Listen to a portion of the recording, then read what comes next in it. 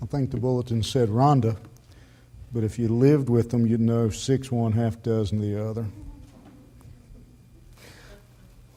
See what I mean? Y'all heard that going out the door just like her mama. You will open your Bibles this morning to the book of Nehemiah. Nehemiah chapter 6. Nehemiah is an awesome little book.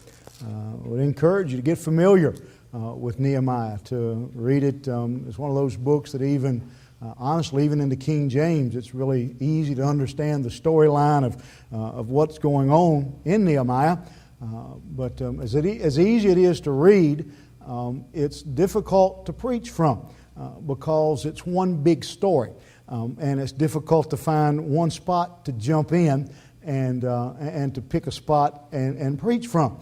To add to that difficulty, it's not just the story in Nehemiah. The story in Nehemiah is connected to the story in Ezra, and all those are connected to Daniel. And so it's difficult to figure out exactly where on the calendar I am going to jump in Nehemiah. Nehemiah is all about the rebuilding of the walls around Jerusalem. Nehemiah is really, for the Jews, Nehemiah would be chronologically the end of the time in the Old Testament.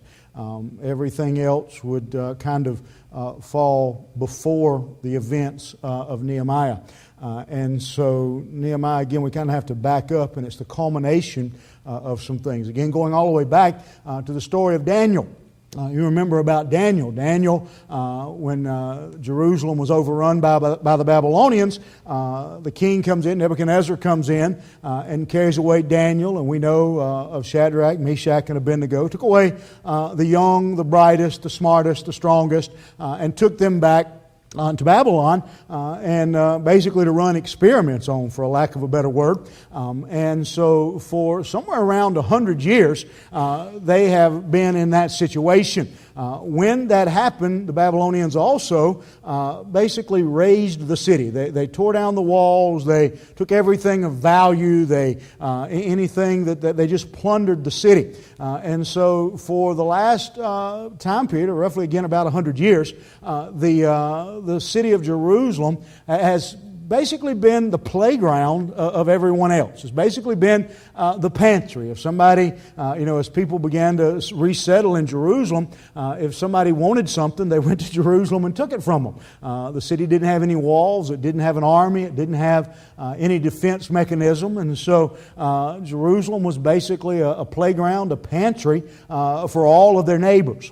Well, this went on so long that eventually Babylon was no longer the world power. Artaxerxes, who was the king of Persia, eventually came in and overtook Babylon. And so they become the big dog on the street.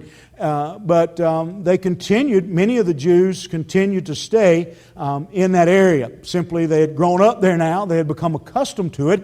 It was home. It was where their children were. It was where their grandchildren were. And so many of them stayed. But Artaxerxes did allow for many of the Jews to go back and to begin to repopulate and as much as possible rebuild the city of Jerusalem. That's really, again, what Ezra is about. Ezra is about the rebuilding of the temple in Jerusalem. And so that's the focus of the book of Ezra. And so they began to go back and they began to rebuild to some extent Jerusalem. But again, the more they rebuilt, many of their neighbors saw that as a threat. They didn't want Jerusalem to get too powerful. They didn't want them to get too much strength or to get too arrogant and think that they could become a power again. And so ever so often, they would go in and tear down their buildings. They would go in and take their stuff and raid the city. And so that was an ongoing problem in Jerusalem. Now, Nehemiah, who obviously this book is about and written by, Nehemiah is still back in what had been Babylon. He's still serving in the court of Artaxerxes. Nehemiah has most days a really, really good job. Nehemiah is the food taster for the king.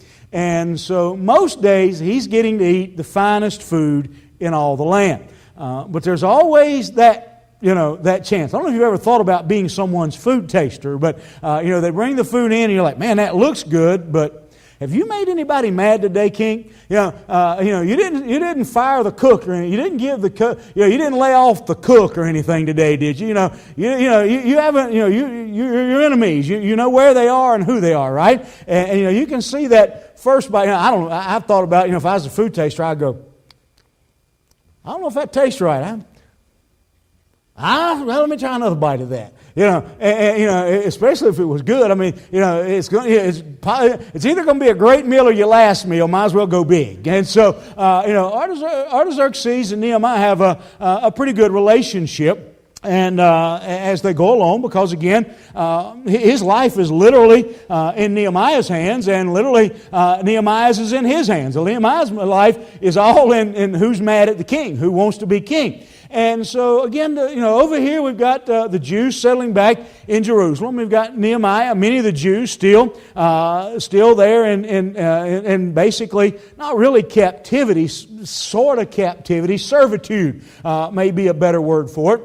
And everything seems to be hunky-dory. I'm sure that many of the Jews that had stayed behind were thinking, well, this is the best of both worlds. We're still here with our family, and all those that wanted to go back to Jerusalem, they're going back and they're reestablishing, they're building the city, and so our homeland is getting rebuilt and everything. It just doesn't get much better than this. And so everything's going well, and just so happens some businessmen, some travelers come by. And Nehemiah says, tell me, how's the rebuilding going in Jerusalem? How's everything going there? And Nehemiah, boy, I just don't know how to answer that question. It's just not going real good. It's kind of rough up there, man. They're really having a hard time. Every time they build something, every time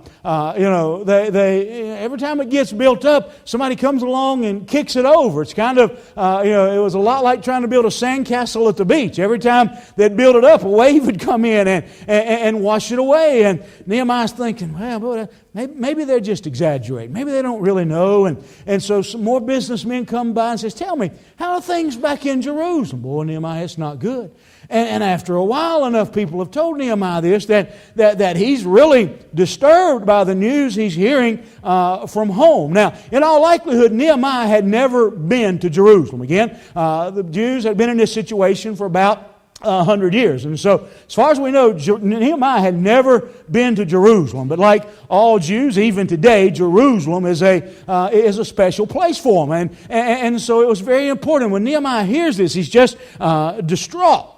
And he goes in one day to taste the king, to deliver the king's food, and he gets in and understand it was a crime punishable by death to look sad in front of the king. And so Nehemiah's trying his best to put on a good face, but obviously Nehemiah wasn't a poker player because he failed miserably. And so he goes in, the king says to him, Nehemiah, what's wrong?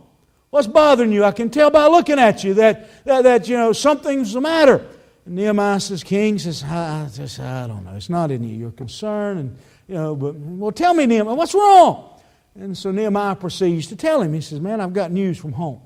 And back in my hometown, and the city's being tore up, and the enemies are coming in and knocking it down. And every time they plant a garden, somebody comes in and tears down their garden. Every time they build a house, somebody knocks down their house, and they're just stealing all their stuff. And King, it just bothers me. And Nehemiah has no idea what's going to happen. And Artaxerxes thinks about that, and then he says, well, Nehemiah, I've got an idea. He said, why don't you go back to Jerusalem, and I'm going to give you some money and some stuff. I'm going to give you the resources you need, and you go back and you take care of that problem. Matter of fact, I'm going to appoint you governor over the whole area. I'm going to give you the money. I'm going to give you the resources. I'm even going to give you the authority to take care of this problem. I'm going to make you the man. And so you go back. Only catch to the whole deal was Nehemiah, when the job's done, you have to come back here. You have to come back here. You can't stay there. You can rebuild the city. You can build it up. You can fortify it. You can do whatever you think is necessary. I'll pay for it. I'll give you the stuff. You just can't enjoy it. You need to come back to me. Come back and continue your job. Nehemiah thinks it over and he says, "That's a pretty good deal. I think I can live with that." And so he gathers up the necessary stuff. And he goes back and begins to settle in. And basically, and again, this is what's difficult about preaching out of Nehemiah. I've got to tell you the whole story, and then I'm going to back up and start over. Nehemiah goes back, and he really doesn't get, he probably in all likelihood had never been to Jerusalem. And so he goes back and he goes around and introduces himself. Hi, I'm Nehemiah. I believe it was Ronald Reagan that said, about that, it's never a good thing, when you open the door and somebody says, hi, I'm from the government and I'm here to help. That's kind of that's Nehemiah's story. Hi, I'm the government and I'm here to help. But he goes around and he introduces himself, trying to get a feel for the problem. Where should I start? Do we need to build, a city hall? Do we need to build, do we need to polish the temple up? Do we need to plant a garden? Do we need to get some cattle? What do we need to do? And as he goes around and talks to people, he finds out, he realizes there's no use in building anything. There's no use in doing anything. If we build buildings, if we plant a garden, if we get cattle, the only thing that's going to happen is the enemies are going to come in, they're going to take it, they're going to attack. And so the first thing we need to do is we need to build the walls back around Jerusalem. We need to fortify the city so that we can defend it, so that then we can plant a garden, then we can build buildings, and our enemy just can't walk in. For a city not to have walls at that time would be much like if a nation today didn't have an army. I mean, that's about what it would amount to. And so he says the first thing we've got to do is we've got to go and we've got to build the walls. And so he gathers up and he organizes the people. He gets his resources from Persia, gets everything lined up, and they begin to build the walls. Now, I don't know if you've ever thought about how difficult that would be, but they begin to build the walls. And you can imagine as they get, if they get the walls built and they start progressing down here to build the wall, well, it's real simple. If I don't want you to have a wall, I come down here where you were and I kick down your wall. I can knock down your wall. I can attack your workers. It's a pretty healthy project to get a wall like that built. And the Bible tells us that there's this guy by the name of Sanballat. I don't know why his mama named him that. I didn't do it. I'm just reporting the news. Sanballat was the main opposition. He was kind of the one who was the ringleader of trying to prevent the wall from being built. And he did things like he went into Jerusalem and he told the people, listen, you can't trust Nehemiah, he's from the government. You can't trust him, he's going to leave you. He went in, he tried to do all kinds of things. Attack the workers, spread gossip, rumors, you name it. He did everything in his power to try to keep the wall from being built. So much so that finally at one point, Nehemiah takes his workers and he divides them up. He puts half of them building the wall and half of them guarding the wall. And so they have to split up. And so Sanballat is determined. He realizes finally that the gossip isn't going to work, the attacks isn't going to work. Nothing I've done so far is working. And so he sends a message to Nehemiah. And he says to Nehemiah, he says, here's what I want you to do. He says, we need to get over this. There's no reason in us arguing and fighting. Why don't you come over here to this little village and you and I, let's sit down and have a talk. Let's have negotiations. You send your Secretary of State and I'll send, you come on over and we'll discuss this problem and see if we can't find, some some middle ground. And let's come to a solution. The Bible tells us that Sanballat, his whole plan was to get Nehemiah away from Jerusalem and away from the other workers. And his plan was, as Nehemiah calls it, to do him mischief, to kill Nehemiah. If I kill Nehemiah, the wall will stop, and then we'll go back to the status quo. We'll be able to go and choose what we want to do. That brings us to the text this morning that I want us to look at in Nehemiah chapter 6, verse 3, when Nehemiah gets that message and come over and spend some time. Let's talk about this situation. They were right in the middle of building the wall. They were working towards the wall. And when the message comes, Sanballat, it says in verse 2, says, "Come, let us meet together in some one of the villages in the plain of Ono, but they thought to do me mischief." And here's Nehemiah's response. "And I sent messengers unto them, saying, I am doing a great work. I am doing a great work so that I cannot come down. Why should the work cease whilst I leave it and come to you. I am doing a great work. Why should I leave it? As we wrap up 2015 and we head into 2016, I'm not much on resolutions. I've tried to think if in my lifetime, if I've ever made a New Year's resolution. And if I have, I don't remember it, so evidently I'm not real good at it. Okay? But I don't think I've ever made one. But I do want to challenge you with this question this morning. Not so much a resolution, but I want to ask you this question. What is your wall?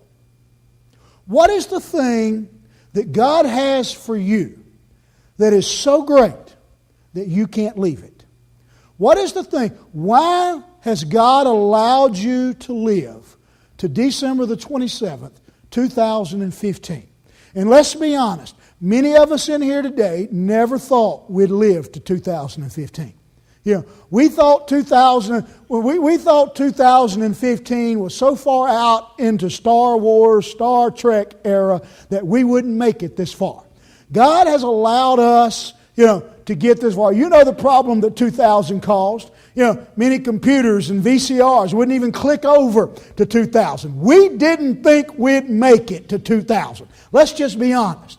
Let alone 2016. But for some reason, God has allowed each of you to be here, allowed me to still be here, and assuming we got 96 hours or so left to go, but assuming we make it the rest of the week, that we'll make it to 2016. What is the work so great that God has for you that only you can do it? That is so important, I can't take my hands off the wheels. It may be a lot of things. It could be spiritual things, it could be family things, it could be health things, it could be career things, but something that is so important that it deserves your laser focus. Nehemiah says, listen, I know there are other workers working on this wall. I know there are other people involved, but this wall is so important. I cannot leave it. Not even for a moment to come talk to you. If you want to talk to me, stand right here and talk while I build the wall. Whatever you know, but I cannot leave this task. What is that wall? It may be for you that you have a grandchild or a child that needs to know Jesus Christ. And that is your conviction. That is why that is your wall. I cannot leave it. That is the most important thing for me in this coming year, is to know that my son, my daughter, my grandchild, they know Jesus Christ. Maybe you've got a family relationship that's splintered. And the most important thing, the wall for you that you cannot leave, is I don't want to go through 2016 and leave this undone. This is the wall that I cannot leave. It may be your business. I've got to fortify my business, get my business standing on its own and profitable, and I've got to throw myself into that. It may be your personal relationship with God. It may be evangelism. It may be your prayer life. It may be church attendance, whatever. But it is the wall that God is speaking to me about and says that this coming year, this is my wall and I cannot leave it. Cannot leave it. I want you to see three things about Nehemiah's wall that I think we need to consider in our wall. Three things that Nehemiah teaches us about his wall. And tonight, I'm going at this backwards. It wasn't actually my plan, but tonight I'm going to go back to the first of Nehemiah. This morning we're going to talk about Nehemiah 6 and talk about what is your wall. This morning we're going to go back, tonight we're going to go back and look at an earlier part of Nehemiah and see what do you do about it. What do you do about the ruins? How do you repair the ruins? How do you get back? How do you fix the wall? Now that I know what the wall is, how do I fix it? What do I do about the ruins that I see? First thing I notice about Nehemiah's wall is the conviction that Nehemiah has. Look what happens here in this verse. I already told you the story. Nehemiah comes to a point in his life where some visitors, some travelers come through, and Nehemiah asks about the city. He asks about Jerusalem. And they tell him, man, Jerusalem's a mess. It's tore up from the floor up. Jerusalem is in bad shape. And Nehemiah is disturbed. Here's what I notice about Nehemiah's wall. Nehemiah doesn't say, Archie ought to go fix Jerusalem. Nehemiah doesn't say, June ought to go fix Jerusalem. Nehemiah is burdened himself about Jerusalem. Here's the difference in a wall that we is so great I can't leave it. It's not that, listen, my family member needs Jesus Christ, and so, Tommy, I'm praying that you'll go over and you'll do something about it. It's not that, I've got a family member, a friend that needs to know Christ, and so I'm praying the preacher or one of the deacons will be able to get through to them. When you've got a wall that is so important you can't leave it, it's your conviction. Nehemiah understands what his conviction is, that nobody else is going to do it. Nehemiah doesn't say, okay, I can get down from the wall and hey, George, you come over here and you get up here and you do my job till I get back. Nehemiah says, no, I cannot leave this wall. It's too important. My family is too important. I can't leave it. It's more important than my job. It's more important than anything else. And my family is going to be that wall in 2016. All my life I've focused on my job and making money, and I thought that's what my family needed. But I realized God has spoke to me and said to me, in particular men, He has said to me that my family is the most important thing I can work on. And 2016, it's going to be my wall. It's going to be my wall till God tells me to build another wall. I'm going to put my family first, and nothing comes ahead of my family. Maybe you're a Sunday school teacher, and God convicts you and says, you know what? You haven't been taking your job seriously as a Sunday school teacher. You've been showing up, and you've been standing there, and you've been reading what Lifeway gave you. But I want you to study, and I want you to put your heart into it, and I want you to listen to me. And so that's my wall. It's going to be the most important thing I do. It may be your job. It may be your health, whatever. But God speaks to you and gives you a conviction, just as He did Nehemiah. Nehemiah, this is it. This is your conviction. What is it? And listen, here's the sad thing. I can't tell you what it is. The deacons can't tell you what it is. The nominating committee can't tell you what it is. The finance committee can't tell you what it is. The Southern Baptist Convention can't tell you what it is. You've got to figure out what is your conviction. What is it? One of the curious things that we read about in Nehemiah is how little we see God in Nehemiah. We don't see, some of us are sitting back thinking, if God would just skywrite in great big fiery letters what He wants me to do. We don't read where God spoke to Nehemiah. We don't read where Nehemiah had a dream, or Nehemiah had a vision, or Nehemiah saw a sign. Nehemiah heard a problem, and he knew he was the man to fix it. I saw this just this week. I've used this before. I was walking out of a store, and I saw it while I was in the register, and I saw that over at the door, the doormat was flipped over. I watched several people stumble over it. I watched several people step over it. I saw several people look down at it. But every one of them kept walking. Every one of them kept walking. Every one of them walked by that mat. Somebody needs to fix that mat. So when I walked out, I stopped and kicked the mat over. I thought the lady behind me was going to run me over with a buggy. I'm like, what are you doing? Get on out of the way. No. It bothered me, so I fixed it. Listen, we see things that bother us. Listen, I've seen it right here. I've seen people walk in and there'll be a piece of trash or a leaf, and heaven knows it's a leaf most of the time. This time you're leafing the floor, somebody looks at it, somebody needs to get them up. You're right. Somebody does. Jump on it. Listen, Nehemiah saw a problem, was convicted by the problem, and it was a problem, it was a situation where Nehemiah said, I can't take my hands off of it. I can't take my hands off of it. Can I tell you something? As I look at the church in America today, I'm having a hard time deciphering what our wall is. I'm having a hard time, and I'm not talking about this church, I'm talking about the church. I'm talking about all of them. I'm having a hard time figuring out what our wall is. I'm not sure we've got one. It's obviously not lost souls. It's obviously not lost people. It's obviously not church attendance. It's obviously not Bible study. It's obviously not prayer. Hey, I'm just telling you. You know, Nehemiah says the wall is so important, I can't leave it. Obviously, those are things that the church has decided are not important enough, we can leave them. You want me to get real ugly? You know, let me finish out the year with a bang. Let me tell you, if I was picking a wall for the church in America today, if I was picking a wall for the church as a whole, I'd say it was Eaton.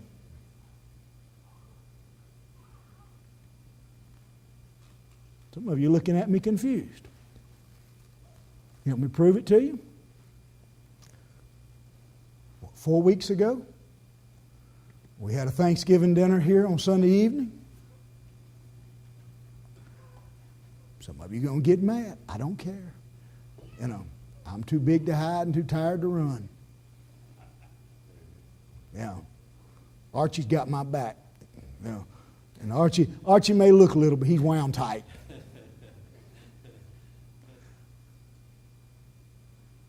A month ago, we had a Thanksgiving dinner, gymnasium full. Tonight, we're going to have church. Do I need to go on? Lost souls?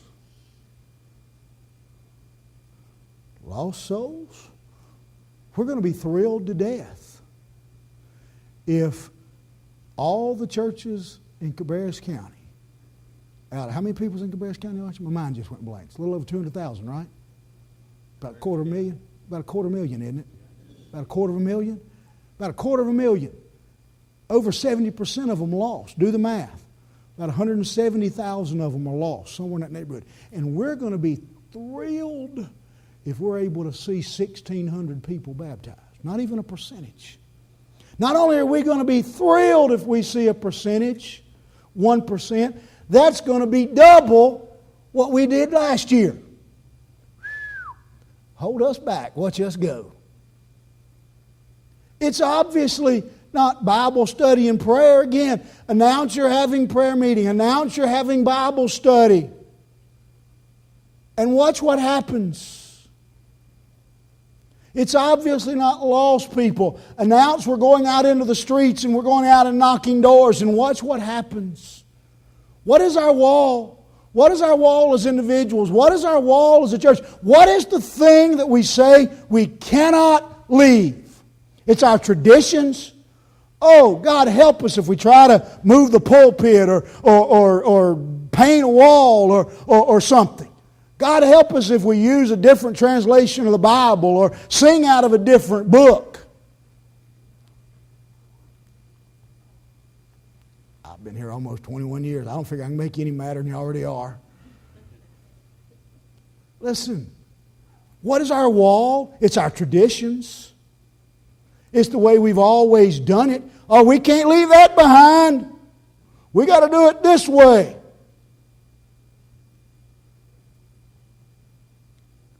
People around us are dying and going to hell, and our wall goes unbuilt. What is our wall? What is our wall? What is the Church of America's wall? What is my wall? What is your wall? What is our conviction? Now, understand that won't be easy. I'm just going to touch on this. I've already said it. Not only we have to see the conviction, but the challenges. Oh, it's not easy. Let me tell you what's going to happen. You know the story I already told you. Nehemiah begins to build the wall, and Sanballat comes and kicks it down. You know, Sanballat comes and spreads rumors. They come and do everything they can. They try to kill him to keep the wall from being built. Let me tell you what's going to happen when you figure out your wall. Somebody's going to try to keep you from building that wall. Guarantee it. If you say my wall, man, the thing I've got to concentrate on, I've got to concentrate, and it doesn't have to be spiritual. I'm going to concentrate on my health. I've got to zero in on my health, because if I don't stay healthy, then I can say my children are my wall, but if I don't take care of myself, then I'm not going to. So I got to that wall. I've got to take care of my health. You know what's the first thing going to happen? Somebody's going to bring you a cake. You know what's going to happen? No matter what, and here's the bad thing about it. Most of the time, the person that tries to keep you from building the wall is the person you love the most. It'll probably be a family member. You decide, I gotta find a new career. Everybody's going to get in the way. Everybody's going to try to hold you up.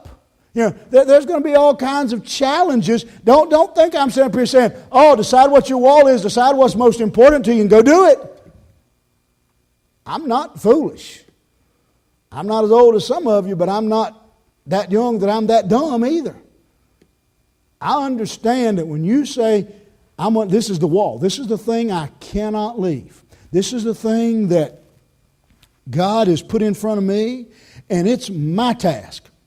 Nobody is going to be the husband of my wife but me. Nobody is going to be the witness in my workplace but me. Nobody is going to take care of my health but me. Nobody is going to take care of my career. Whatever it is, I'll promise you this. Everybody won't stand up and go, yay for you.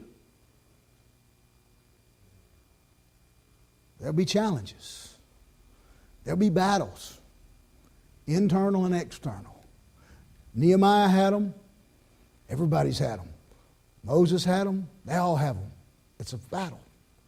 But notice what we see with Nehemiah. I come back to that statement.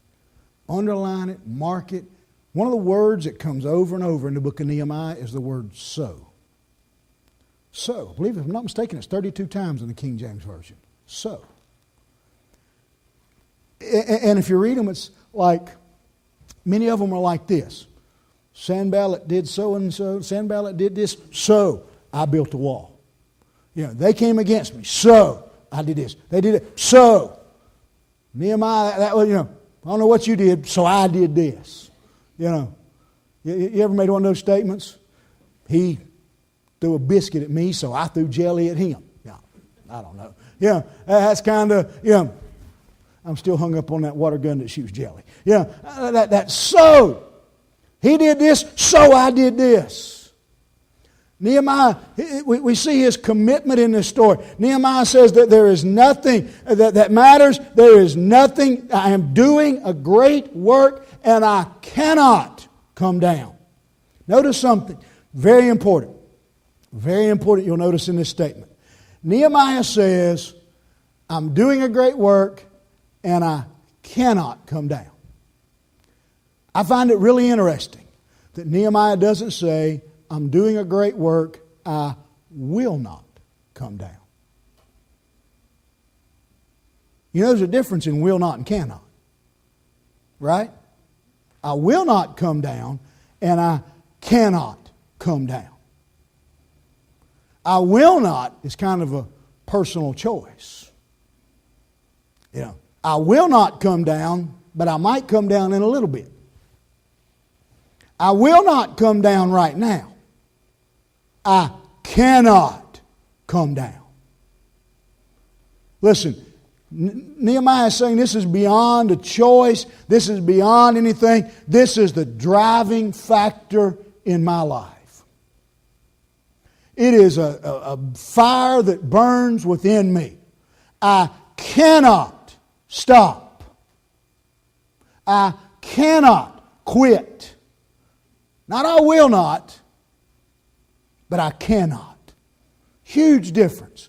Nehemiah says, I am committed to the task. I cannot stop. And in 52 days, the wall was complete. I cannot leave the wall. I cannot leave the wall. What is it that you are so convicted by that you say, I cannot leave the wall? Say, I will not, you could be bought. A while back it came out in the paper that across the lake from us, and they never had built any of them, they were going to start building some $1 million houses.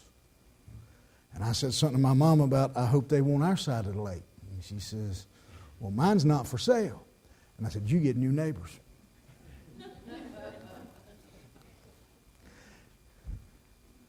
I don't know that anybody will. But I can tell you that if some nut comes along with a big enough checkbook, he's going to own it all. I mean everything. Everything. I will walk up the street naked. I'm telling you, y'all think that y'all see me on the front page of the paper. Headlines will say this: rich man walks up street naked. I guarantee you that's a whole different headline than broke man walks up street naked. Broke man went to jail for walking up street naked. Rich man just walks up the street naked. I'm telling you, the dogs, the clothes, the cars, you name it. If he's got the money, have at it. Take care of my mother. She lives right over there and that nut ain't selling. I'm gone. Will not? No. Will. Can be talked into it. Cannot is a different thing. What is it? That God is impressing on you, speaking to you, dealing with you. Maybe it's a habit. Alcohol, drugs, porn, whatever. And God's saying to you, you know what? In 2016, you got to do something about that habit. You got to do something. You got to break it. You got to decide, I'm on this wall and I cannot leave it. This is too important. This is too important to my health, to my spirituality, to my family. I cannot. When this year ends, I'm going to be free of this habit. I cannot. Maybe it's a habit. You need to decide, I'm doing a great work here, and I cannot come down. Maybe it's debt. I'm going to get out of debt. Maybe it's your financial house. Maybe it's tithing. Maybe it's job related. I got to have a new job. I don't know if you've ever had one of them jobs where your job affects your spirituality. You ever had one of them? Some jobs will make you closer to God. Some jobs will make you further from Him. And for different reasons.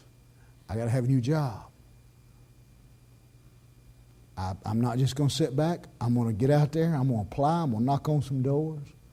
I hear people every now and then talking about, I need a job. Where have you applied? Nowhere.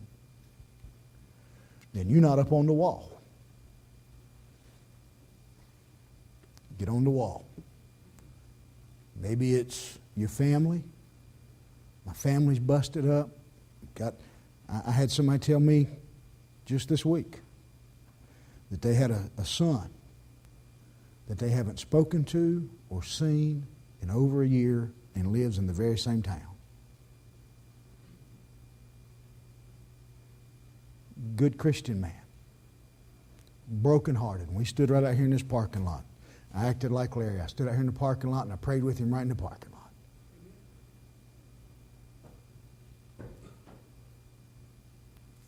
But I'm not going to rest till that's fixed. That's the most important thing. Maybe it's your relationship with your wife. See, understand this, that all those things, are you wise enough this morning to understand that if you're in a job that stinks and it's affecting, it'll ultimately affect your relationship with God? If your marriage is on the rocks, it'll affect your relationship. If your relationship with your children is on the rocks, if your health is on the rocks, my health is going to be, I'm going to get on that wall and I'm not going to come down because I understand that if I'm not healthy, if I'm not alive, I can't have an influence on those grandchildren. You say the grandchildren are most important, well then there's some other things have to happen. What is that wall? What is that thing that God has shown you and speaking to you right now that I cannot come down? I cannot leave behind. I am doing a great work. Maybe it's your job, maybe it's your business, your family, your health, your church work. It could be anything. But it's the thing.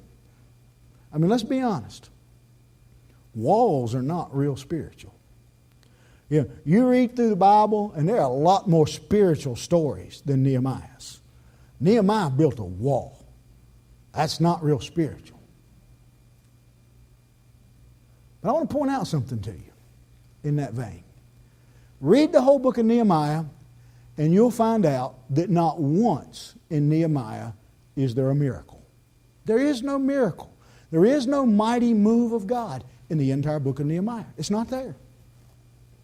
When Nehemiah goes in before Artaxerxes and he's looking sad, God didn't boom down from heaven, "Let my people go." Now, that was Moses. He didn't write on the wall with a finger. No, that was Nebuchadnezzar. Yeah. He didn't. Nehemiah just said, "I'm doing a great work." He didn't strike Sanballat and his friends blind so they couldn't find Nehemiah and cause problems. No, Nehemiah just stayed on the wall. There are no miracles in the entire book of Nehemiah. Nowhere do we see God just, poof, there's a wall. You know, they didn't get up one morning and, poof, you know, a wall around the city and they go, "Praise the Lord," you know, and go on. No miracles.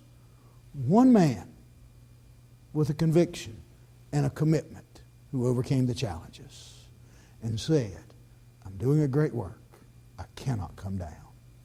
What is your wall? What is the thing that you're being challenged? What is the problem you see? What is the thing in your life that needs your laser attention in this coming year? I'm not asking you to make a resolution because I know they stink. You're just like me. If I've ever made one, I don't even remember making it. I'm asking you to make a commitment before God and say, I'm not coming down off this wall. Till this wall is built, I will not come down. I want to ask you to bow your heads.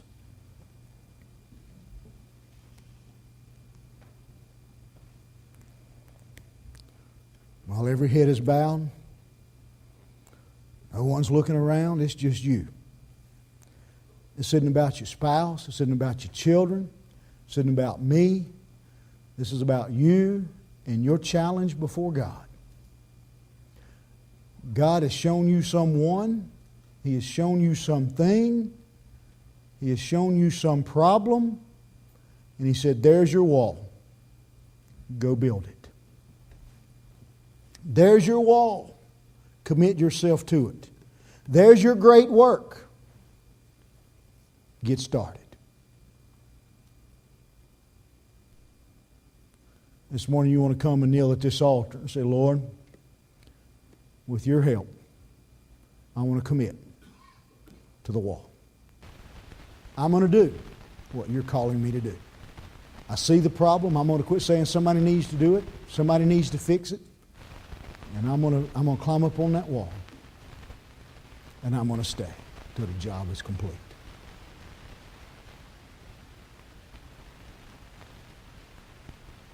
My family deserves it. My health, my job, my church. This is my wall.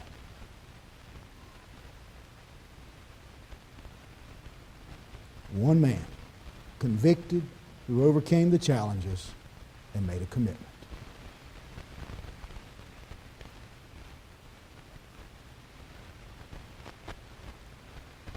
An old statement that says, "This world has not seen what God could do with one man, totally, completely sold out to Him." I cannot leave the wall. As we stand together.